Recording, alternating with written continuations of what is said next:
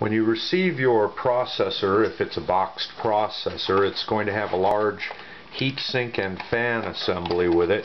And over in the corner of the box you'll find the processor proper in its little plastic container.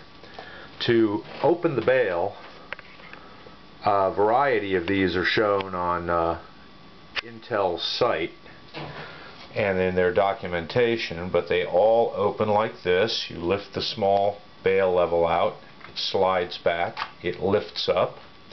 They show, in most instances, a plastic pin cover that is on top of the bail. This one's on the bottom, so we remove it. We find that there is a small notch. Well, I see several of them there. We carefully remove the chip from its protective housing, being careful not to touch any of the pins.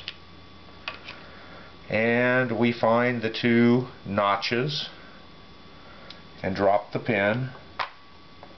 Drop the processor straight down into the socket, making sure that it's seated properly. Some of the instructions show you leaving the plastic cover that's on the top of this load assembly, but we don't do that with this one. Once again, making sure that it's not moving and making sure that the front of it slides underneath this post properly. We push the bail back down and snap it into position, and there, the processor should be properly installed.